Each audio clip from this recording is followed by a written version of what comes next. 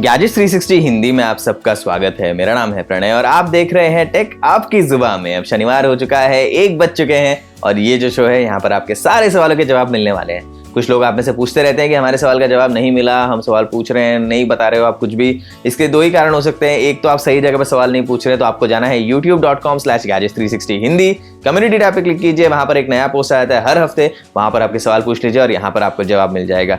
दूसरी बात, अगर आपको वहां पर डालने के बाद में भी जवाब नहीं मिल रहा है तो उसका एक ही कारण हो सकता है कि आपने जब जवाब डाला थोड़ी देरी हो गई होगी, हमने रिकॉर्ड कर लिया होगा एपिसोड, इसीलिए जवाब नहीं मिला है। तो अगर आपके सवाल का जवाब यहाँ पर नहीं है, माफी चाहता हूँ, लेकिन अगले हफ्ते के कम्युनिटी पोस्ट में आप थोड़ा जल्दी पोस्ट कर दीजिए।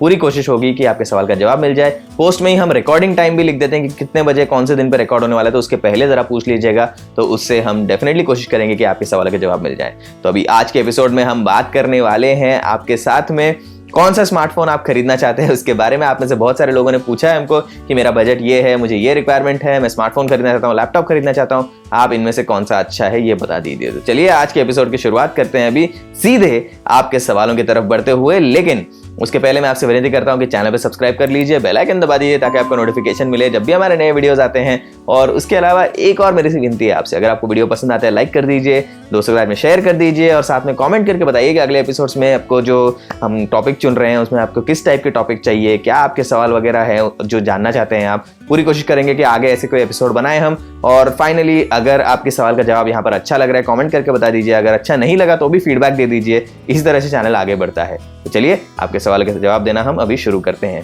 सबसे पहला सवाल आया है रोशन चौधरी जी का, जो कह रहे हैं कि आदरणीय प्रणय भाई नमस्कार, पोको M2 Pro और Redmi 9 Power में कौन सा बेहतर विकल्प होगा, परफॉर्मेंस प्रायोरिटी कृपया मार्गदर्शन करें और सारेगामा कारवान कैसे काम करता है संक्षिप्त में बताइए।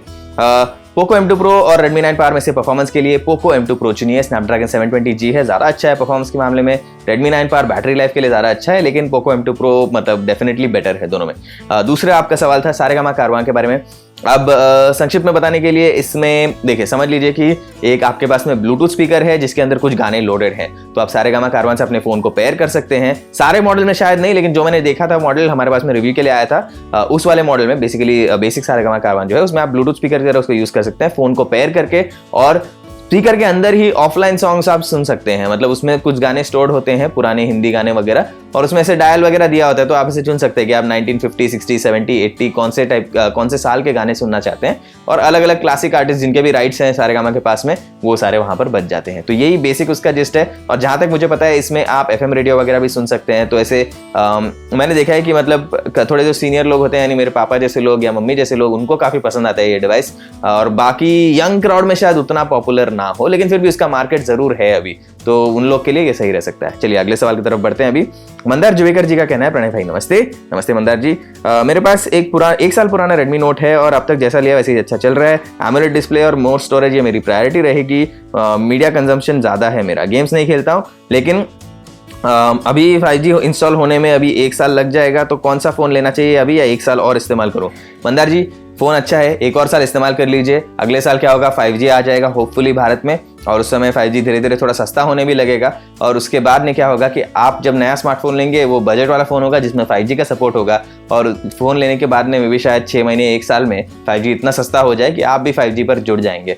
पहले जब लॉन्च होगा मुझे उम्मीद है कि 5G थोड़ा महंगा ही रहेगा, इमीडिएटली सस्ता नहीं होगा, इसीलिए अब भी इमीडिएटली 5G फोन के चक्कर में पड़ने में कोई मतलब नहीं है। आप इंतजार कर लीजिए, थोड़ा 1 और साल चला लीजिए, वो ज्यादा अच्छा टाइम रहेगा आपके लिए।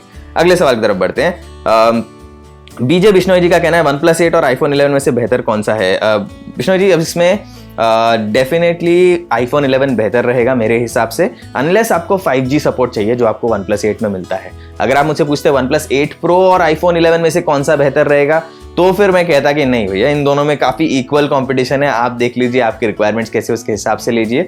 लेकिन OnePlus 8 जो है वो अंडर 50,000 आता है और iPhone 11 जो है वो 55-60 के आसपास है, तो बजट में भी थोड़ा अंतर है, थोड़े ज्यादा फीचर्स मिलते हैं आपको iPhone 11 में। वायरलेस चार्जिंग, IP रेटिंग है वाटर और डस्ट रेजिस्टेंस के लिए, और साथ में एप्पल की लॉन्ग टर्म सॉफ्टवेयर सपोर्ट की गारंटी भी होती है उसमें। तो ये डिवाइस आज की डेट में तो डेफिनेटली ज्यादा अच्छा है मेरे हिसाब से।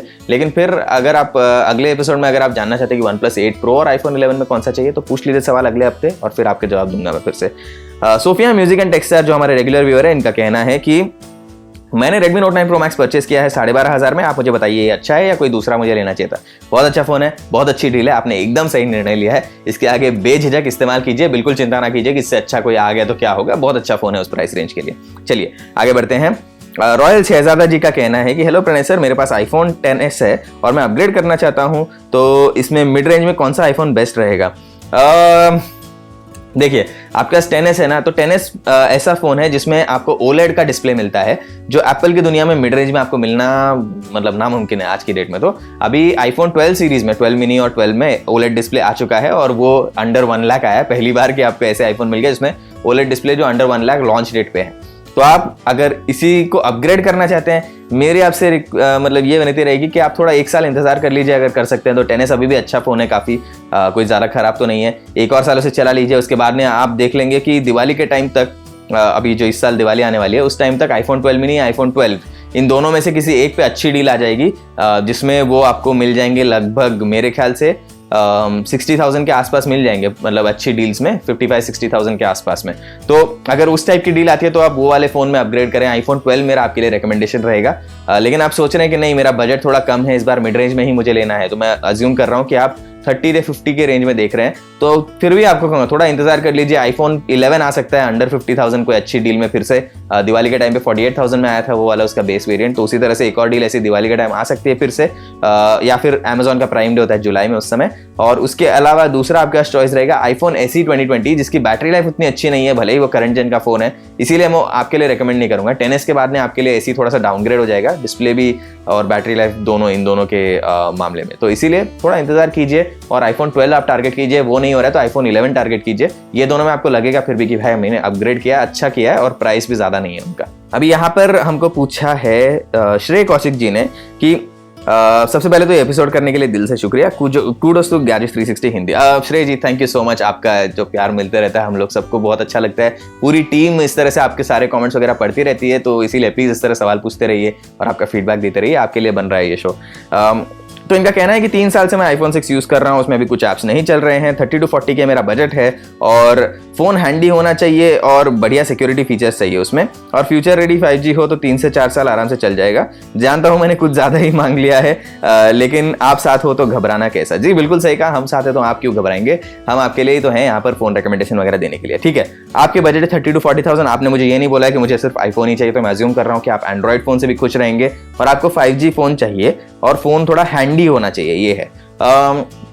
देखिए एंड्रॉइड में आपको हैंडी फोन जितना आईफोन 6 है उतना तो नहीं मिलेगा। आप आईफोन 6 प्लस के फॉर्म फैक्टर से अगर सहमत हैं, उसको आपको ठीक लग रहा है, उस टाइप के बहुत सारे डिवाइसेस मिल जाएंगे आपको। ठीक है, तो अब हैंडी वाली बात को हम थोड़ा सा अलग रख देते हैं, लेकिन आपको 5G सपोर्ट का अच्छा 30 to 40,000 रुपीज में कौन सा मिलेगा एंड्रॉइड फोन, ये देख लेते हैं। तो मेरे हिसाब से आप ले सकते हैं OnePlus 8 का प्राइस ड्रॉप होता है तो वो आप ले सकते हैं, वो आई थिंक 40 के जस्ट ऊपर है। अगर डिस्काउंट वगैरह मिल जाएगा, एक्सचेंज ऑफर, कैशबैक कुछ ना कुछ होगा तो अंडर 40 आ जाएगा, तो OnePlus 8 आप नंबर 1 टारगेट कर सकते हैं। अगर वो आपको नहीं चाहिए तो आप देख सकते हैं उसके अलावा आई थिंक OnePlus Nord आपके लिए अच्छा डिवाइस रहेगा। आई डोंट थिंक 3 से 4 साल चलेगा जितना लंबा आईफोन चलता है, बट डेफिनेटली ये 2 डिवाइसेस आप टारगेट कर सकते हैं। उसके अलावा आपको चाहिए 5G सपोर्ट वाला अगर आईफोन, तो फिर वो 30 to 40 के रेंज में तो नहीं आने वाला है अभी। आईफोन 12 मिनी हो सकता है 1.5 साल में आ जाए उस प्राइस रेंज पे, लेकिन अभी इमीडिएटली तो नहीं आएगा डेफिनेटली। तो OnePlus के ये 2 डिवाइसेस हैं। उसके अलावा Xiaomi का Mi 10T Pro भी काफी अच्छा एक स्मार्टफोन है, वो भी आप चेक कर सकते हैं। आई थिंक वो अंडर 40,000 अवेलेबल है और जहां तक मुझे याद है उसमें 5G सपोर्ट है। अगर मैं गलत हूं उसके बारे में तो माफ कर देना मुझे प्लीज, कभी कभी थोड़ी बहुत कंफ्यूजन हो जाती है क्योंकि इतने सारे फोन लॉन्च हो जाते हैं। लेकिन इन 3 फोन में से अगर आप कोई भी एक चुन लेंगे तो मुझे नहीं लगता आप कोई दुखी होंगे उनसे। ठीक है, आगे बढ़ते हैं। अभी यहाँ पर गुलाम गौस जी ने कहा है कि प्रणय सर क्या सैमसंग F41 अच्छा डील होगा डे टू डे यूज में, और सैमसंग का क्या मोबाइल अभी भी हैंग करता है, प्लीज बताइए। गुलाम जी अभी सैमसंग का मोबाइल हैंग करता है नहीं, ये कहना मतलब जनरलाइज स्टेटमेंट होगा। कौन सा स्पेसिफिक मॉडल आप बोल देंगे तो फिर मैं आपको थोड़ी मार्गदर्शन कर सकता हूँ वहाँ पे। लेकिन जैसे समझ लीजिए सैमसंग का एकदम लो एंड फोन है, 1 साल बाद हैंग करने लगे, लेकिन सैमसंग के हाई एंड फोन है वो शायद हैंग ना करे, तो इसीलिए ऐसे जनरलाइज मैं नहीं बोल सकता कि सारे सैमसंग फोन हैंग कर सकते हैं, वो तो गलत होगा।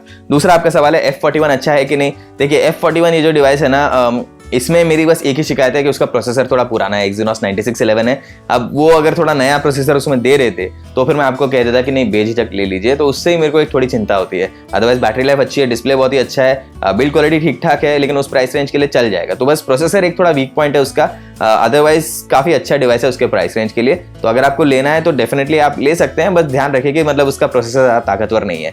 थोड़ा आप बजट बढ़ा सकते हैं तो M51 देख लीजिए, उसमें आपको अच्छी परफॉर्मेंस भी मिल जाएगी। ठीक है, आगे बढ़ते हैं। अभी यहाँ पर हमारे पास में सवाल आया है ललित मोहन जी का, जिन्होंने कहा है कि अंडर 15,000 सैमसंग का बेस्ट फोन कौन सा है बताइए, और नए लॉन्च या अपकमिंग कोई भी फोन चलेगा। अपकमिंग फोन्स का मैं अभी कुछ नहीं कहूंगा, क्योंकि जहां तक मैंने रूमर्स देखे हैं ना, ऐसे M62 आ रहा है और F सीरीज में भी कोई नए फोन्स आ रहे हैं, ऐसे कुछ लीक्स आए थे। लेकिन ऑनेस्टली बताऊं, मैं ये सारे फोन्स के बारे में प्राइसिंग जाने बिना कुछ कमेंट करना सही नहीं रहेगा, क्योंकि इंडिया में प्राइसिंग जो है सैमसंग की स्ट्रेटजी थोड़ी अलग होती है इंटरनेशनल मार्केट के मुकाबले। तो यहाँ पर गेस करने में भी कोई मतलब नहीं, अगर बाहर कहीं लॉन्च हुआ भी हो तो भी। तो इसीलिए अपकमिंग के बारे में कुछ नहीं कहूँगा अभी। लेकिन अंडर 15,000 आज के डेट में है फोन्स उनके, लेकिन M सीरीज में आपको शायद M21 मिल जाएगा, जो अच्छा डिवाइस है लेकिन पुराना प्रोसेसर है, Exynos 9611। तो वही है, मैं उम्मीद कर रहा हूँ कि 2021 में Exynos 9611 को पीछे छोड़ के कोई अच्छा प्रोसेसर उससे डाल दें इसमें, तो फिर लेना होगा। लेकिन आज के डेट में अगर आप कह रहे हैं कि मुझे इमीडिएटली आपको लेना है तो M21 आपके लिए सही रहेगा। अगले सवाल की तरफ बढ़ते हैं। यहाँ पर श्रेय कौशिक जी ने एक और सवाल पूछा है कि 25 से 30,000 के रेंज में कोई बढ़िया विकल्प बताइए जिसमें सॉफ्टवेयर और परफॉर्मेंस एक्सपीरियंस दोनों जबरदस्त हो, और 5G हो तो अच्छा है, ना भी हो तो चलेगा। OnePlus Nord ही है इस प्राइस रेंज में, जिस सॉफ्टवेयर एक्सपीरियंस बहुत बढ़िया है एकदम, और परफॉर्मेंस भी बहुत बढ़िया है ये दोनों के लिए। अगर आप कह रहे हैं कि Snapdragon 800 सीरीज का प्रोसेसर चाहिए मुझे, तो Realme X2 Pro भी शायद आपको मिल जाएगा, Realme X3 Super Zoom भी मिल जाएगा इसमें, जिसमें दोनों में अच्छे प्रोसेसर है जहां तक मुझे याद है, तो ये भी आप चेक कर सकते हैं। लेकिन OnePlus Nord मेरा नंबर 1 रिकमेंडेशन है आपके लिए। टेक यूट्यूब, इनका कहना है कि मेरा सवाल यह है कि बिना 5G नेटवर्क के जिस तरह से मोबाइल कंपनीज रोज एक ना एक 5G फोन लॉन्च कर रही है, क्या उसको खरीदना अभी सही होगा या नहीं, क्या उसके एडवांटेज या डिसएडवांटेज है? देखिए, एडवांटेज इसका ये है कि जिस दिन 5G आएगा उस दिन आप 5G पर चले जाएंगे, अगर आप इमीडिएटली थोड़ा महंगा भी हो 5G लेने को तैयार है तो। और डिसएडवांटेज ये है उसका कि ये अगर आप एक फ़ोन खरीद रहे हैं, आपको कोई बोल रहा है, मतलब सेल्स एग्जीक्यूटिव कहीं पे या फिर ऑनलाइन आप पढ़ रहे हैं कि 5G सपोर्ट है इसमें, ये प्रो है, इसका ले लेते हैं, तो वो डेफिनेटली आपका नुकसान है ना। आपको 5G की जरूरत नहीं है, क्यों आप ये फोन के लिए थोड़े एक्स्ट्रा पैसे दो। आप 4G के फोन अभी ले सकते हो थोड़े सस्ते में, और जब 5G आएगा, सस्ता हो जाएगा, उसके बाद में आप अपग्रेड कर लीजिए। तो उसमें कोई अभी इमीडिएटली 5G के लिए फोन लेने में कोई मतलब नहीं है ऑनेस्टली।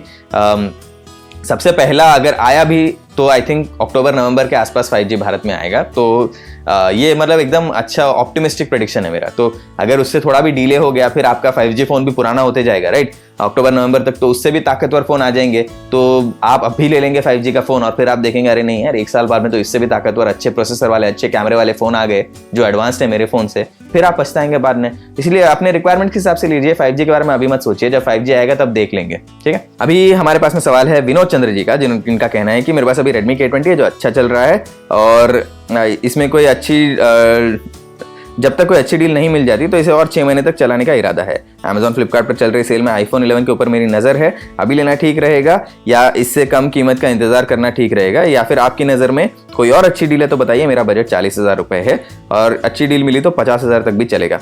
विनोद जी, आप इंतजार कीजिए, आप रुक जाइए। Amazon प्राइम डे होगा जुलाई में, उसके बाद में दिवाली की सेल होगी सितंबर अक्टूबर के आसपास, तो उस टाइम पे आप खरीदिए अपना फोन, अभी मत खरीदिए। 6 महीने से थोड़ा ज्यादा ही रुक लीजिए। Redmi K20 बहुत अच्छा डिवाइस है, आपको इमीडिएटली अपग्रेड करने की जरूरत नहीं है, ठीक है।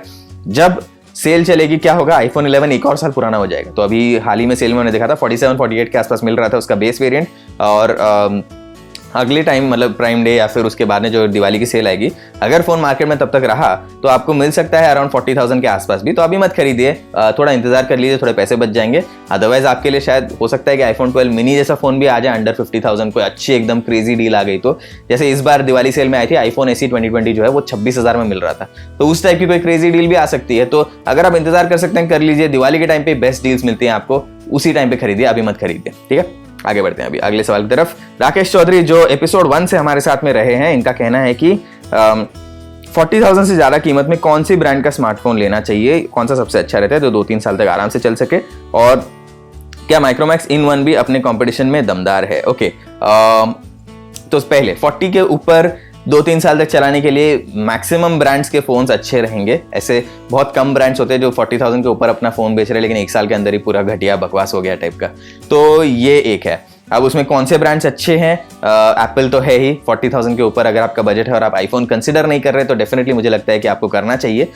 उसका फ़ोन सॉफ्टवेयर सपोर्ट के मामले में कोई भी मतलब मुकाबला नहीं कर सकता। 5-5 साल तक सॉफ्टवेयर अपडेट आते रहते हैं और सपोर्ट रहता है उसको। और फ़ोन में बस आपको एक ही चीज़ करना पड़ेगा, 2-2.5 साल के बाद में बैटरी चेंज करनी पड़ेगी, क्योंकि वो क्या होता है, लिथियम आयन टेक्नोलॉजी ऐसी होती है कि बैटरी डिग्रेड हो जाती है। अदरवाइज कुछ नहीं करना पड़ता है, फ़ोन एकदम स्टेबल है। और मैं तो खुद ही मतलब 4 साल तक एक ही आईफोन चला चुका हूँ, मुझे कोई ज़्यादा दिक्कत तो आई नहीं थी। तो डेफिनेटली वो वाला कंसिडर करूंगा। उसके बाद में सैमसंग के फोन्स भी अच्छे होते हैं, सॉफ्टवेयर अपडेट्स थोड़े स्लो आते हैं उसमें, और उसके अलावा और कोई मेजर कंप्लेंट नहीं है। मतलब आई थिंक हार्डवेयर वाइज तो बहुत ही अच्छे डिवाइसेस देते हैं आपको, और सॉफ्टवेयर एक्सपीरियंस भी अच्छा है, बस अपडेट्स थोड़े स्लो होते हैं सैमसंग में।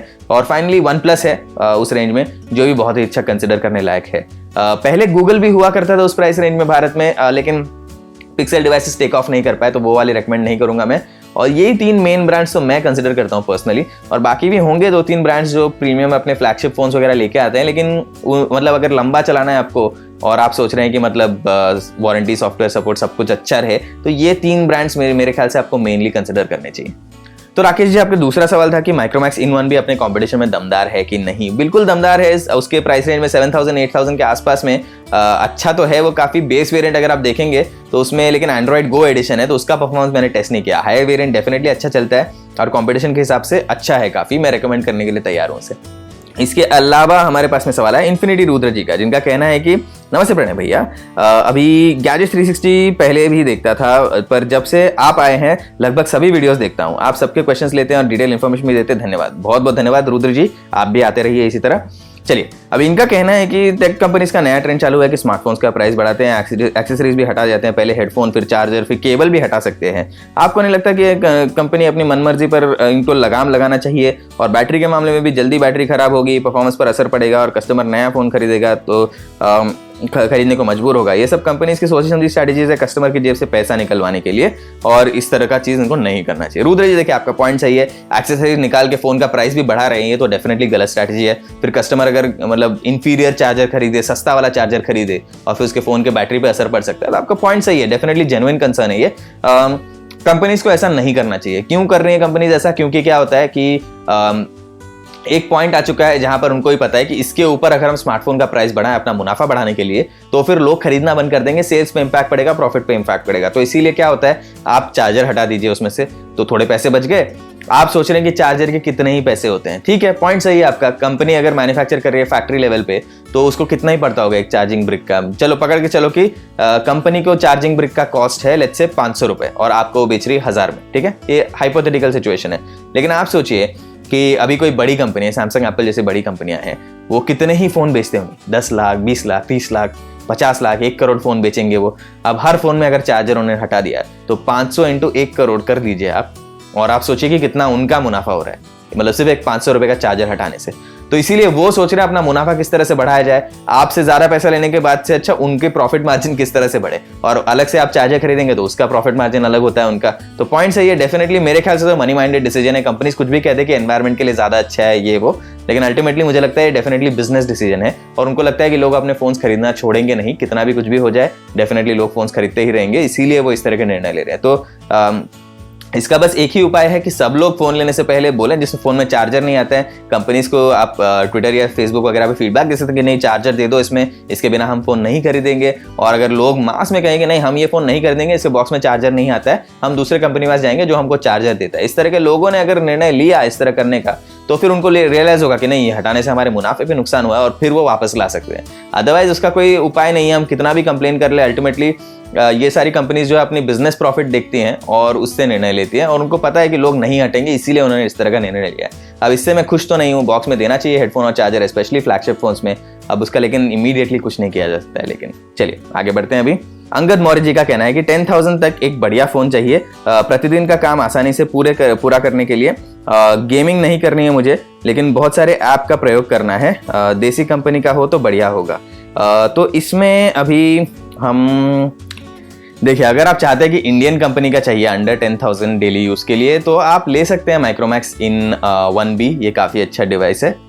वो मतलब उसके प्राइस रेंज के लिए ठीक है। थोड़ा आप अपना बजट बढ़ा देंगे तो Indian company Micromax in note 1 device है, थोड़ा बगी है वो डेफिनेटली, स्पेशली कैमरा सॉफ्टवेयर वगैरह में थोड़े बग्स हैं उसमें, but day to day use के लिए आपका काम उससे ठीक से हो जाएगा। तो ये आपका मेन ऑप्शन है। अगर आप नॉन इंडियन कंपनीज भी कंसिडर करना चाहते हैं तो आपके पास में 10,000 के आसपास ही आपको मिल जाएगा मोटो G9, जिसका प्राइस कभी कभी अंडर 10,000 भी आ जाता है।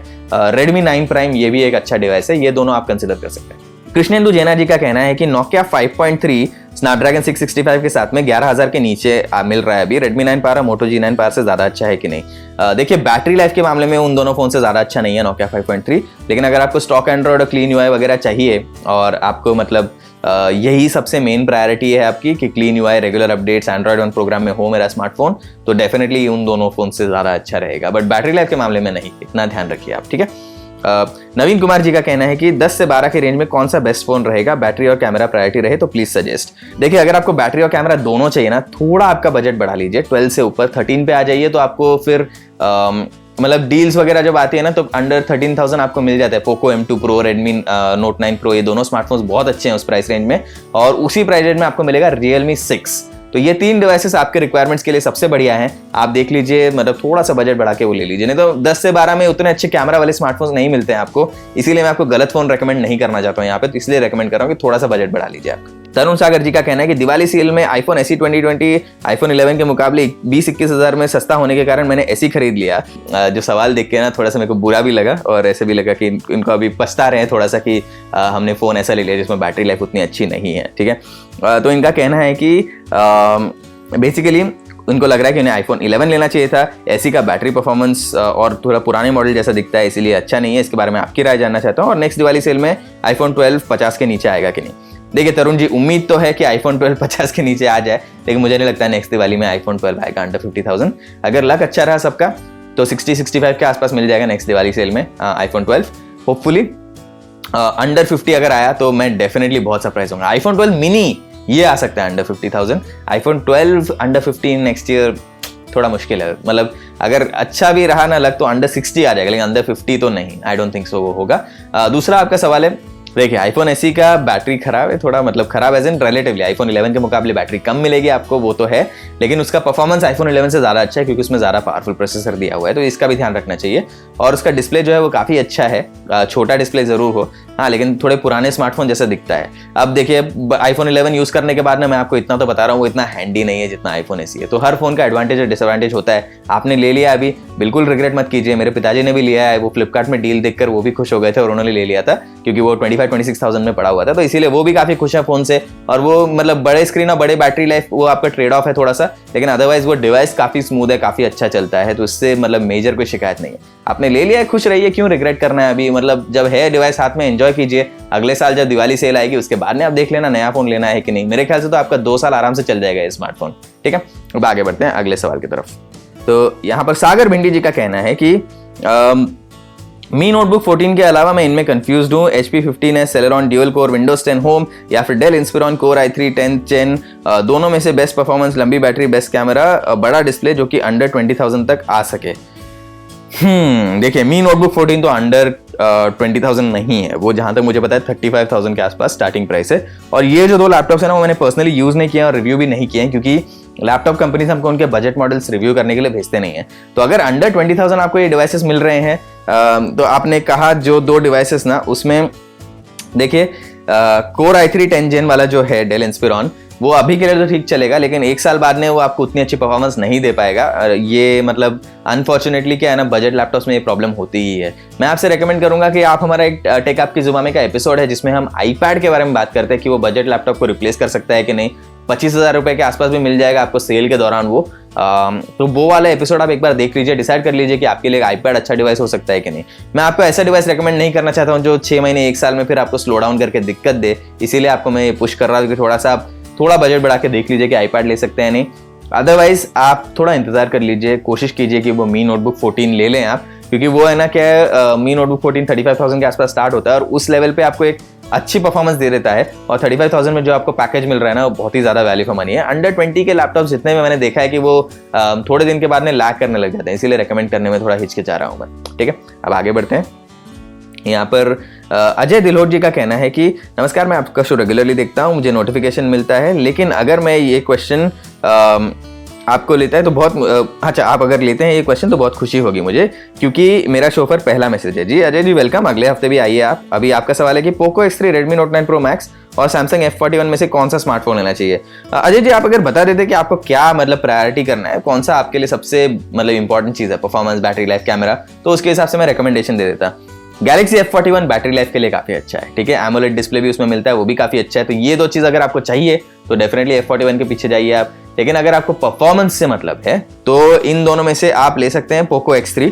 मेरे ख्याल से उसमें अच्छी परफॉर्मेंस मिलेगी आपको, और जहां तक मुझे याद है उसके डिस्प्ले में भी उन्होंने अच्छा रिफ्रेश रेट दे रखा है, LCD पैनल है उसका, लेकिन अच्छा रिफ्रेश रेट का डिस्प्ले है, तो वो भी एक फैक्टर है। Otherwise Redmi Note 9 Pro Max और पोको X3 में से पर्सनली मैं पोको X3 आपको रेकमेंड करूंगा। अच्छा डिवाइस है और ओवरऑल हमारे टेस्टिंग में भी काफी बढ़िया परफॉर्म किया था। तो इन तीनों में मेरे यूसेज के हिसाब से बेस्ट होगा पोको X3, लेकिन आप अपने यूसेज एग्जैक्टली बता देंगे तो एग्जैक्ट मैं उसको जवाब दे सकता हूँ, ठीक है। अगले हफ्ते आपसे फिर बात करेंगे। आसिफ जमील जी का सवाल आया है, इनका कहना है कि प्रणय सर नमस्ते, सैमसंग का गैलेक्सी S10 लाइट लेना चाहता हूँ, परफॉर्मेंस और कैमरा कैसा है, क्या इस प्राइस में इससे बेहतर कोई विकल्प है। आसिफ जी जहां तक मुझे याद है गैलेक्सी S10 लाइट अभी थोड़ा महंगा है उसके मतलब परफॉर्मेंस वगैरह के लिए, 30,000 प्लस तो है ही वो बजट में। तो आप ऑनेस्टली ना, आपको गैलेक्सी S10 लाइट अगर पसंद आ रहा है, आप ऑनेस्टली थोड़ा वेट कर लीजिए, क्योंकि है ना एक और स्मार्टफोन है which is Galaxy S20 FE। तो अगर आपको उसी टाइप का सैमसंग का ही फोन चाहिए, वो मैंने देखा है काफी बार डील्स में ना वो अंडर 40,000 आ जाता है, थोड़ा इंतजार करेंगे तो वो और नीचे आ सकता है मेरे ख्याल से। अगर आपको मिलता है 30,000 के आसपास, S20 FE बहुत अच्छा विकल्प रहेगा सैमसंग की दुनिया में। अगर आप सैमसंग से थोड़ा बाहर आना चाहते हैं और आप कह रहे हैं कि मतलब S10 लाइट के अलावा आप दूसरे फोन्स भी कंसिडर करेंगे, यानी सिर्फ सैमसंग नहीं दूसरे ब्रांड्स भी, तो बहुत सारे ऑप्शंस है मार्केट में। आप देख सकते हैं OnePlus Nord एक बहुत ही अच्छा फोन है, उसके अलावा आप Realme X50 Pro भी देख सकते हैं, वो भी मतलब 5G के साथ में भी आता है वो वाला स्मार्टफोन। और फाइनली आप एक और फोन कंसिडर कर सकते हैं जो है अपना Realme का एक X3 सुपर जूम स्मार्टफोन है, वो भी काफ़ी अच्छा है। स्नैपड्रैगन 800 सीरीज प्रोसेसर है उसमें, और फिर उसमें आई थिंक ऑप्टिकल जूम का भी काफ़ी अच्छा फीचर दिया हुआ है। तो ये 3 रिकमेंडेशन उसी ऑर्डर में मैं आपके लिए रखूंगा अभी। बाकी आप देख लीजिए आपका बजट एग्जैक्ट कितना है बता दीजिए, उसके हिसाब से हम अच्छे रिकमेंडेशन आपको दे देंगे अगले एपिसोड में, ठीक है। अभी आशीष राजपूत जी का कहना है कि माइक्रोमैक्स इन नोट 1 का नया OS अपडेट पर वीडियो कब आ रहा है। आशीष जी कोशिश रहेगी करने के लिए, बहुत सारे दूसरे फोन भी आ गए हैं रिव्यू के लिए, तो मैं लेकिन डेफिनेटली आपने रिक्वेस्ट कर दिया तो उसका अपडेट चेक करके बग्स ठीक हुए कि नहीं वो वाला एक वीडियो बना दूंगा आपके लिए, ठीक है, कोशिश पूरी रहेगी। ओके आगे बढ़ते हैं। तिलक खोरे जी का कहना है कि प्रणय भाई मेरा बजट 12,000 तक का है, इस रेंज में कोई सभी मोबाइल चलेगा, मोटो G9 ले लीजिए, काफी अच्छा डिवाइस है। सुनील कुमार जी का कहना है कि HP का बेस्ट लैपटॉप कौन सा रहेगा 40,000 रुपए तक। सुनील जी इसका ऐसा करते हैं, मैं ना एक बार चेक करके फिर बताता हूं आपको कि HP कंपनी का कौन सा अच्छा रहेगा। ऑनेस्टली मैं आपको कुछ लैपटॉप इसमें रेकमेंड नहीं करना चाहता यहाँ पर, क्योंकि HP ने अपने बजट वाले लैपटॉप्स हमको रिव्यू करने के लिए नहीं भेजे, लेकिन बेस्ट स्पेक्स के हिसाब से मैं आपको एक मॉडल नंबर निकाल के बाद में दे दूंगा। कमेंट सेक्शन में आप एक बार बस कमेंट कर दीजिए कि आपने HP का लैपटॉप का बोला था कौन सा होगा, तो मैं वहाँ पर आपके लिए एक जवाब तो दे दूंगा कि ये वाला अच्छा हो सकता है। लेकिन ऑनेस्टली मैं आपको बता रहा हूँ, अगर रिव्यू नहीं किया ना तो रिकमेंडेशन करने में थोड़ी हिचकिचाहट होती है, पूरा गारंटी नहीं दे सकता कि अच्छा चलेगा कि नहीं, लेकिन स्पेक्स देख के मैं आपको एक रिकमेंडेशन जरूर दे दूंगा कमेंट सेक्शन में, ठीक है। आगे बढ़ते हैं। अभी नूरुज्जमा जी का कहना है कि क्या Realme 7 15,000 रुपए में सही है, और Realme 7 versus Infinix Zero 8i कौन सा बेहतर है।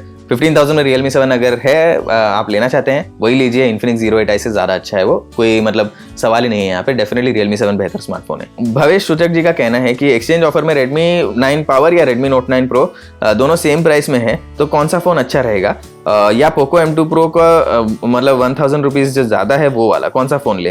Redmi Note 9 Pro और Poco M2 Pro basically same phone है, उसमें कोई ज्यादा अंतर नहीं है। Redmi Note 9 Pro अगर आपको सस्ते में मिल रहा है वही वाला लीजिए, वो Redmi 9 Power से भी ज्यादा अच्छा है। निश्चय मिश्रा जी का कहना है कि सैमसंग S21 से चार्जर हटाने के पीछे मतलब कंपनी का क्या कारण रह सकता है आप बताइए, और S21 कैमरा के टर्म्स में गेम चेंजर रहेगा कि नहीं, तो ये भी बताइए। अभी S21 जो है ना हमने रिव्यू नहीं किया, S21 अल्ट्रा रिव्यू किया है। अब उसका रिव्यू जो है हमारे चैनल पे आ ही जाएगा, बहुत जल्द आ रहा है, लेकिन फिर भी मैं आपको एक स्नीक पीक दे देता हूँ उसमें कि S21 अल्ट्रा का कैमरा बहुत अच्छा है, डेफिनेटली बहुत बढ़िया है, और उसमें चार्जर निकालने का निर्णय ना सैमसंग ने इसीलिए किया है क्योंकि एप्पल कंपनी ने पहले कर दिया है, तो मुझे नहीं लगता उनको करना चाहिए था। और मुझे बहुत दुख हो रहा है ये देखिए कि हेडफोन चार्जर बॉक्स से निकाल दिया, 1 लाख रुपए से ज्यादा स्मार्टफोन है फिर भी, लेकिन क्या कर सकते हैं। अभी ये हेडफोन जैक हट गया, हेडफोन्स हट गए, और अभी उसके बाद में लास्ट चीज बचा था ये अभी चार्जिंग अडाप्टर भी हटा दिया, अलग से सब कंपनी बेचना चाहते हैं इसीलिए हो रहा है, ये दुख की बात है बहुत, ठीक है।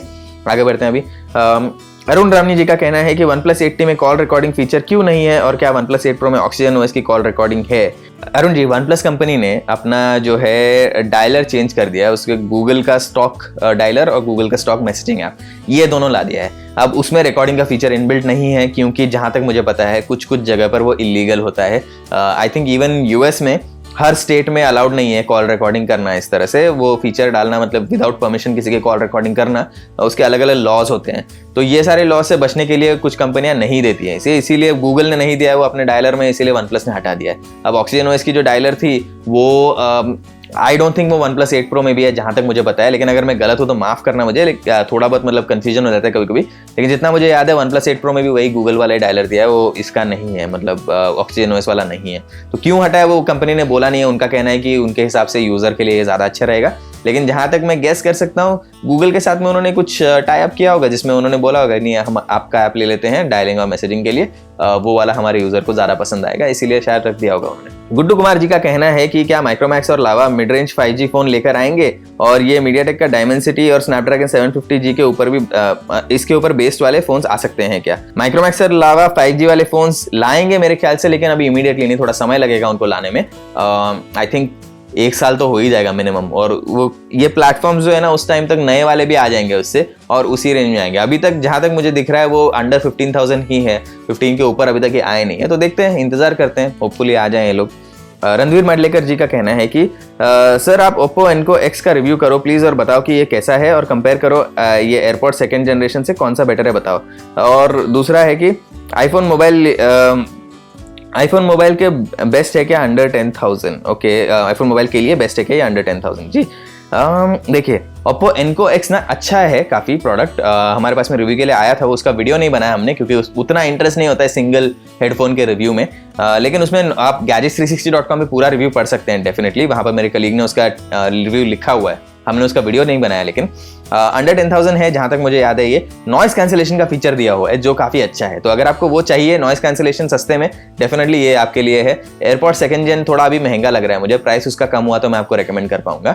और आईफोन के लिए Oppo Enco X डेफिनेटली अच्छा चलेगा, लेकिन अगर आप एप्पल इकोसिस्टम में आपका मल्टीपल एप्पल डिवाइसेस हैं तो एयरपोर्ट्स की जो कनेक्टिविटी सीमलेस जितनी होती है ना, वो तो ये प्रोडक्ट आपको नहीं दे पाएगा। आदित्य मोदनवाल जी का कहना है कि सर 5,000 रुपए में आप मोबाइल बताइए। अब आदित्य जी ऑनेस्टली आज की डेट में अंडर 5,000 अच्छा फोन मिलना थोड़ा मुश्किल ही हो गया, क्योंकि प्राइसेस वगैरह काफी बढ़ चुके हैं, लेकिन फिर भी अगर आपको चाहिए अच्छा स्मार्टफोन इस प्राइस रेंज में, आप देख सकते हैं। आई थिंक Xiaomi का Redmi Go ये एक फोन था जो ठीक ठाक था, उसके लिए बेसिक फोन है, ज़्यादा कुछ एक्सपेक्टेशन मत रखिए उससे, बट है वो ठीक ठाक ही, अगर आपको मिल जाता है आज की डेट में तो वो सही रहेगा। सैयद मोहम्मद इरशाद जी का कहना है कि नमस्कार प्रणय भाई, आपने तो कई मोबाइल देखे होंगे, क्या 2K डिस्प्ले का मजा फुल HD डिस्प्ले मोबाइल से मिल सकता है, और क्या Oppo Reno 5 Pro पे OnePlus 8 Pro के डिस्प्ले का आनंद आ सकता है। ठीक है, दोनों के डिस्प्ले में कितना अंतर हो सकता है, HD full HD quad HD इन सारे कंसेप्ट तो मुझे पता है, लेकिन क्या Oppo Reno Pro 5G को सस्ता फ्लैगशिप माना जा सकता है क्या, मार्गदर्शन करें।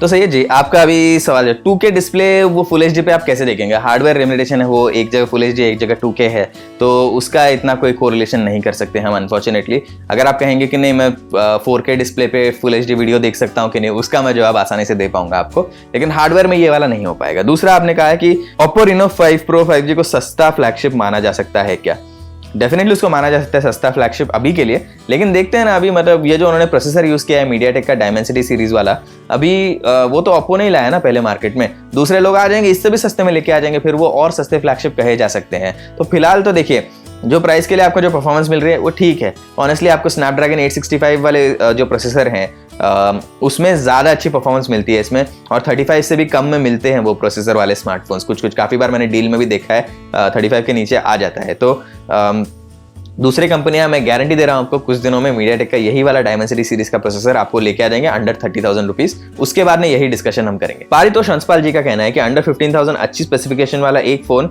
जो 6 इंच डिस्प्ले के साथ मिलता हो, और ऐसा एक भी ढंग का फोन नहीं है, सब 6.5 प्लस के साइज के हैं। जी पारितोष जी ऑनेस्टली देखिए वैसे आपका पॉइंट तो सही है, यहाँ पर मैं भी कुछ नहीं कह सकता, क्योंकि क्या है ना स्मार्टफोन कंपनीज ने डिस्प्ले को बहुत बड़ा कर दिया है, और वो उसके लिए क्या है क्योंकि लोगों को मीडिया कंजम्पशन करना बहुत पसंद है, मूवीज वगैरह देखना पसंद है फोन पे, इसीलिए लोग बड़े डिस्प्ले प्रेफर करते हैं, इसीलिए ये सारे बड़े हो चुके हैं। अंडर 6 इंच अगर आपको चाहिए इस प्राइस रेंज में डेफिनेटली अच्छे ऑप्शन नहीं मिलेंगे उतने, मतलब जैसा आपने कहा ना अच्छी स्पेसिफिकेशन वाले, तो नोकिया के कुछ फोन शायद आपको मिल जाएंगे इसमें जो मे बी हो अंडर 6 इंच के, लेकिन वो भी ऑनेस्टली मतलब आपको अगर सिर्फ स्पेक्स से मतलब है कि एकदम मैक्सिमम पॉसिबल प्रोसेसर मिल जाए एक प्राइस रेंज में, तो वो उतने आगे ना आ पाए शायद, तो वही है प्रॉब्लम यहाँ पर। अनफॉर्चुनेटली इसके लिए ज़्यादा कुछ किया नहीं जा सकता। गौतम रस्तोगी जी का कहना है कि 50 से 60 रुपए का कौन सा मोबाइल लेना चाहिए, प्लीज टेल मी। मेरे ख्याल से इनका कहना है कि 50,000 से 60,000 में कौन सा मोबाइल लेना चाहिए।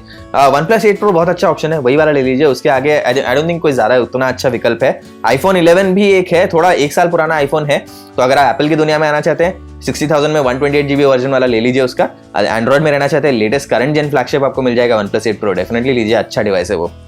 विजय सिंह जी का कहना है कि 20,000 के पास मैं फोन देख रहा हूँ, बढ़िया डिस्प्ले, दमदार प्रोसेसर, अच्छी बैटरी लाइफ होनी चाहिए, जरूर सजेस्ट कीजिए प्रणय भाई। जो आपके रिक्वायरमेंट्स है उसके हिसाब से मेरे ख्याल से Realme 7 Pro अच्छा रहेगा, वो वाला ले लीजिए आप, ठीक है। अभी आगे बढ़ते हैं। प्रकाश निषाद जी का कहना है कि प्रणय जी नमस्कार, मेरा नाम प्रकाश है। मैं आपके स्मार्टफोन से जुड़े हर रिव्यू को देखता हूँ गैजेट्स 360 हिंदी यूट्यूब चैनल पर, और आपका रिव्यू करने का अंदाज और आपके द्वारा बताए गए सुझाव अच्छे होते हैं, थैंक यू। अब एक सवाल है कि Nokia 7 Plus फ्लिपकार्ट सेल में अभी 2021 में अवेलेबल होगा क्या 12,000 के आसपास, या मुझे इसका वेट करना चाहिए, नहीं बताइए। प्रकाश जी ये बोलना बहुत मुश्किल है, ये सेल्स वगैरह जो होते हैं ना, प्राइसिंग डिमांड और सप्लाई का पूरा खेल होता है। तो अब कभी बहुत सारी सप्लाई में इन्वेंट्री होती है, फोन बेचना है तो कंपनी प्राइस कम कर देती है ताकि लोग खरीद लें। अंडर 12,000 आएगा कि नहीं ये बताना बहुत मुश्किल है अनफॉर्चुनेटली। माफी चाहता हूँ उसके लिए, थोड़ा प्रेडिक्शन का गेम हो जाएगा, अब वो करना थोड़ा मुश्किल है। लेकिन अगले हफ्ते आप प्लीज एक और सवाल पूछ लीजिए, आपके सवाल का जवाब देने में मुझे बहुत खुशी होगी, ठीक है। आगे बढ़ते हैं। सौरभ जी का कहना है कि नमस्ते प्रणय सर, मैं ये पूछना चाहता हूँ कि अगर सेटअप फाइल यानी .exe में वायरस हो तो मैं बिना फाइल को हटाए वायरस रिमूव कैसे करूँ। विंडोज सिक्योरिटी सेटअप फाइल है हटा देती है, और क्या आप बता सकते हैं कि बिना मैं फाइल को डिलीट किए हुए वायरस कैसे रिमूव करूँ। सौरभ जी देखिए, ऑनेस्टली अगर सेटअप फाइल में आपको बता रहा है आपका एंटीवायरस कि ये .exe में वायरस है, तो उसे नहीं, बहुत मुश्किल होगा वो काम करना। बेसिकली क्या है ना, एक मैंने किया नहीं है कभी, थियोरेटिकल आपको मैं तरीका बता रहा हूँ अगर आप ये करना है तो। बेसिकली जो exe फाइल है ना, उसको आप शायद सेफ मोड या किसी टाइप के ऐसे प्रोटेक्टेड एनवायरनमेंट में, सैंडबॉक्स में अगर खोल के अनपैकेज करके वायरस डिलीट करके रीपैकेज कर सके तो ठीक है, लेकिन करना बहुत मुश्किल है ये वाला। आई डोंट थिंक ये पॉसिबल है ऑनेस्टली। लाइक थियोरेटिकल चीज बता रहा हूँ मैं आपको, प्रैक्टिकली हो सकता है कि नहीं ये भी मुझे नहीं पता है। तो अगर सेटअप फाइल में वायरस है उसे निकालना, मतलब आप बेसिकली ट्रस्ट कीजिए आपके एंटीवायरस सॉफ्टवेयर को कि उसमें वायरस है, और इंस्टॉल ना करें, वही ज़्यादा अच्छा रहेगा।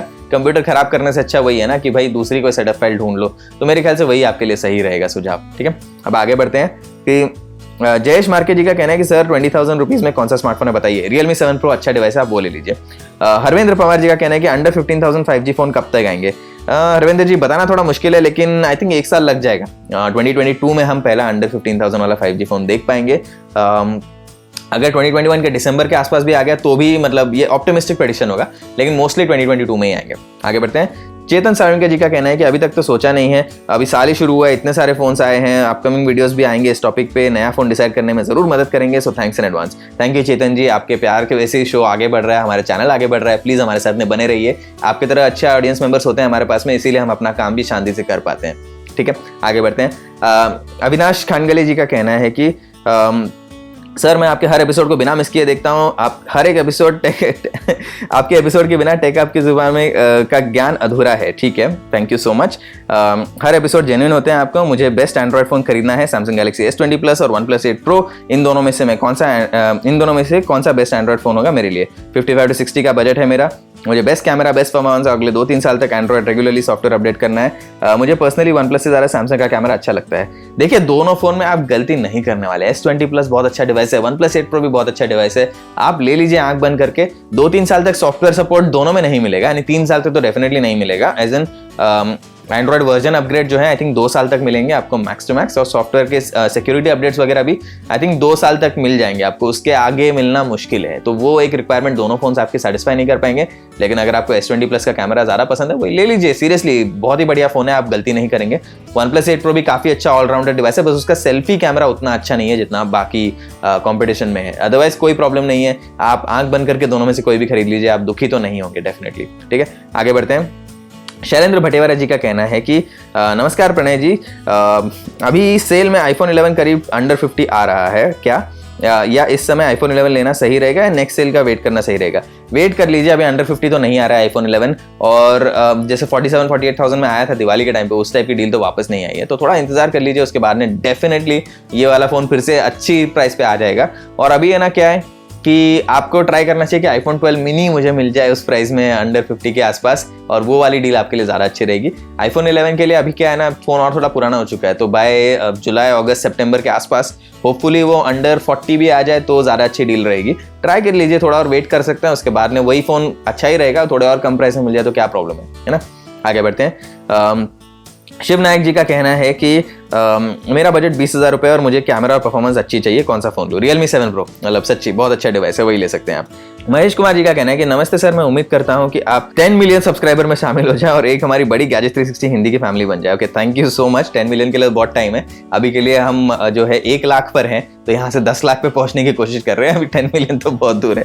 ठीक है, चलिए, मेरा सवाल ये है कि Asus के आने वाले ROG Phone 5 के बारे में बताइए और ये इंडिया में कब तक आ पाएगा। देखिए महेश जी, प्रेडिक्ट करना ना ये इतना आसान नहीं है, कि क्या है ना, अभी ROG Phone 3 जो आया था, जब आया था हम बहुत खुश थे उससे। अब अगला वाला ROG Phone कब आएगा तो Asus कंपनी बता पाएगी। भारत में आए ना आए इसकी भी कोई गारंटी नहीं है, क्योंकि उनके बजट फ़ोन तो अभी तक आया नहीं है भारत में। तो ROG Phone होपफुली लॉन्च हो जाएगा, और थोड़ा मतलब अप्रैल मई के आसपास यूजुअली इनके फ़ोन्स आते हैं भारत में ROG सीरीज़ के, तो होपफुली उस टाइम पे आ जाए। बट ये मेरा गैस है, मुझे कोई ऐसी स्पेसिफिक जानकारी नहीं है, यहाँ पर माफ़ी चाहता हूँ उसके बारे में। प्रफुल्ल GS जी का कहना है कि 12 से 13 हज़ार रुपये का full HD screen Qualcomm Snapdragon 480 processor के साथ में मोबाइल कब तक लॉन्च होंगे और कौन सी कंपनी लॉन्च कर सकती है? ऐसे स्पेसिफिकेशन वाले मोबाइल के लिए रुकना सही है क्या? देखिए प्रफुल्ल जी, अब जो चीज़ है नहीं, जिसकी टेस्टिंग नहीं की है, उसके बारे में कुछ बोलना बहुत मुश्किल रहेगा, तो अनफॉर्चुनेटली इस सवाल का जवाब मैं पूरी तरह से दे नहीं पाऊंगा। आने दीजिए मार्केट में स्नैपड्रैगन, ये जो प्रोसेसर आपने बताया, उसके फ़ोन्स को टेस्ट कर लेते हैं हम, फिर आपको बताते हैं कि भाई उस प्राइस रेंज के लिए सही रहेगा या नहीं। उसके बिना बताना थोड़ा मुश्किल है, क्योंकि इस चैनल पे हमने एक रूल हमेशा से बना रखा है, जो टेस्ट नहीं किया उसके बारे में कुछ नहीं बोलना है। तो एक बार टेस्ट कर लेंगे, उसके बाद में हम आपको बताएंगे, ताकि हमारा आपका नाता इस तरह बना रहे। आप यहाँ पर आते हैं जेन्युइन फीडबैक के लिए, जेन्युइन रिव्यूज़ के लिए, और वही हम यहाँ पर आपको देते हैं टेस्ट करने के बाद में। इसीलिए माफ़ी चाहता हूँ इसके लिए। ठीक है, अगले हफ्ते आप दूसरा सवाल पूछ लीजिए, उसका जवाब मैं ज़रूर दूंगा। ठीक है, अभी जितेंद्र कुमार जी का कहना है कि नमस्कार प्रणय जी, क्या अभी भी 5G फ़ोन लेना उचित रहेगा? क्योंकि ना ही अभी तक स्पेक्ट्रम बटे हैं और ना ही इतनी जल्दी यहाँ बटने वाले हैं, और अगर 5G आता भी है तो अभी बहुत समय लगेगा पूरी तरह से काम करने में। OnePlus Nord और Vivo V20 Pro में सोच रहा था, क्या ये सही रहेगा? देखिए, आप फ़ोन लीजिए अपने रिक्वायरमेंट के हिसाब से, 5G के बारे में अभी मत सोचिए, क्योंकि ऑनेस्टली जब 5G आएगा भी भारत में तो थोड़ा महंगा होगा। जब तक वो सस्ता हो जाएगा तब तक मार्केट में इतने अच्छे फ़ोन आ जाएंगे कि ये OnePlus Nord और Vivo V20 Pro आपको पुराने लगने लगेंगे। तो इसीलिए अभी के लिए आप अपनी रिक्वायरमेंट के हिसाब से ले लीजिए फ़ोन्स। बाकी लोगों के बारे में चिंता मत कीजिए, बाकी सारे जो लोग 5G ले रहे हैं नहीं ले रहे हैं, अपने हिसाब से देख लीजिए। कैमरा चाहिए तो कैमरा फोकस फ़ोन ले लीजिए, बैटरी चाहिए तो वो ले लीजिए, सॉफ्टवेयर चाहिए तो उस टाइप का ले लीजिए, या परफॉर्मेंस चाहिए तो वैसा ले लीजिए। ठीक है, बाकी आप ज़्यादा सोचिए मत 5G या नो 5G, वो ऑनेस्टली अभी कोई मतलब नहीं बनता है। संजीव प्रसाद जी का कहना है कि मुझे एक 5G फ़ोन चाहिए अंडर 40,000 रुपीज़, इसमें मेमोरी कार्ड सपोर्ट और उनकी परफॉर्मेंस बढ़िया अच्छी होनी चाहिए, कैमरा और बैटरी लाइफ भी बढ़िया हो, फास्ट चार्जिंग सपोर्ट हो, और मुझे ईयरफोन चाहिए। तो मैंने तो 3 ईयरफोन सिलेक्ट किया था, उनमें से कौन सा बढ़िया है? Mi dual driver, Realme Buds 2 wired headset और बोट बेस 220। इन तीनों में से ना हम लोग ने मी ड्यूअल ड्राइवर रिव्यू किया है, काफ़ी अच्छा बेस है उसका, और ओवरऑल बहुत ही अच्छा प्रोडक्ट है, आप वो वाला ले लीजिए, आप नहीं रिग्रेट करेंगे। 5G फ़ोन अंडर 40,000 जिसमें मेमोरी कार्ड सपोर्ट हो। देखिए, अभी अंडर 40,000 आपको मिलेगा, आई थिंक Xiaomi का Mi 10T Pro है, लेकिन मुझे याद नहीं है कि उसमें मेमोरी कार्ड सपोर्ट है या नहीं, तो माफ़ी चाहता हूँ। ऑनेस्टली ना आजकल फ़ोन्स में जब से 128GB बेस स्टोरेज आने लगा तो मैंने ध्यान देना छोड़ दिया कि इसमें मेमोरी कार्ड है या नहीं, क्योंकि 128GB के बाद में और SD कार्ड की रिक्वायरमेंट तो मुझे पर्सनली नहीं है। तो इस बात के लिए मैं माफ़ी चाहता हूँ कि एग्जैक्टली कौन सा उसमें है या नहीं याद नहीं आ रहा है, लेकिन अच्छे फ़ोन्स कौन से under 40,000 with 5G, Mi 10T Pro एक होगा आपके लिए अच्छा ऑप्शन। और उसके अलावा आप देख सकते हैं, आई थिंक अगर आप थोड़ा इंतजार करें, OnePlus 8 आपको मिल जाएगा सेल पे, उसमें एक्सपेंडेबल स्टोरेज नहीं है, लेकिन बाकी आपकी सारी रिक्वायरमेंट्स है ज़रूर उसमें। तो OnePlus 8 अंडर 40 आएगा डिस्काउंट में, तब आप वो ले सकते हैं। आई थिंक वही वाला बेस्ट रहेगा मेरे हिसाब से। ठीक है, अब आगे बढ़ते हैं। यहाँ पर दीपक कुमार जी का कहना है, कैसे हो भाई आप? हम अच्छे हैं, होपफुली आप भी अच्छे हैं और खुशहाल हैं, ये मेरी उम्मीद है। ठीक है, अब अगले एपिसोड में सवाल भी पूछ लीजिए, हम उसका जवाब ज़रूर दे देंगे। अच्छा लगता है इस तरह से आपसे बात करने में मुझे, डेफिनेटली। ठीक है, अभी अनुज कुंडू जी का कहना है कि नमस्ते प्रणय सर, मेरा बजट 15,000 है, Realme 6 Poco M2 Pro या कोई और लेना ठीक रहेगा? ओवरऑल परफॉर्मेंस के लिए एड्स और नोटिफिकेशन पसंद नहीं है। देखिए, Poco M2 Pro आप ले लीजिए, थोड़े बहुत विज्ञापन वगैरह मतलब स्पैमी नोटिफिकेशन आते हैं, लेकिन उसे आप जल्दी से डिसेबल कर सकते हैं, वो है। तो आई डोंट थिंक आप उससे निराश होंगे ऐसा। लेकिन Realme 6 के भी कुछ एडवांटेजेस है। जहाँ तक मुझे याद है उसमें 90 हर्ट्ज रिफ्रेश रेट का डिस्प्ले दिया गया है, परफॉर्मेंस भी काफ़ी अच्छी है और ओवरऑल फ़ोन काफ़ी अच्छा है। उसमें भी थोड़े स्पैमी नोटिफिकेशन तो आते ही हैं, तो दोनों फोन्स में आप स्पैमी नोटिफिकेशन डिसेबल कर सकते हैं काफ़ी आसानी से, इतना कोई ज़्यादा दिक्कत नहीं है। लेकिन अगर आप अपनी रिक्वायरमेंट बता देंगे कि मुझे डिस्प्ले अच्छा चाहिए, परफॉर्मेंस चाहिए, गेमिंग चाहिए, बैटरी चाहिए, तो उस हिसाब से हम रेकमेंड कर सकते हैं। सिर्फ सॉफ्टवेयर के बेसिस पे हाँ आप Realme 6 की तरफ जा सकते हैं, कुछ स्पैमी नोटिफिकेशन डिसेबल कर देंगे तो वो ज़्यादा अच्छा रहेगा। लेकिन ऐसा नहीं कि Poco M2 Pro भी कोई खराब फोन है, वो भी बहुत ही अच्छा डिवाइस है, इसीलिए थोड़ा मतलब टफ चॉइस दे दिया आपने मुझे भी। ठीक है, फाइनल क्वेश्चन अभिषेक पटेल जी का है। इनका कहना है कि हेलो प्रणय सर, कम से कम इस साल तो अंडर 10,000 अच्छे स्पेक्स वाले फोन देखने को मिलेंगे ना? अभिषेक जी पूरी उम्मीद है, hopefully by the end of this year supply chain के सारे प्रॉब्लम्स ठीक हो जाएं और अच्छे अंडर 10,000 फोन्स भी आ जाएं जैसे हमारे पास 2019 में हुआ करते थे। तो इस वीडियो के लिए इतना ही, देखने के लिए बहुत बहुत धन्यवाद। टेक्नोलॉजी की और जानकारी चाहते हैं तो hindi.gadgets360.com पे जरूर जाइए और कमेंट करके बता दीजिए एपिसोड कैसा लगा, इस तरह के और एपिसोड आपको देखने या नहीं, और आपके सवाल के जवाब अच्छे लगे या नहीं।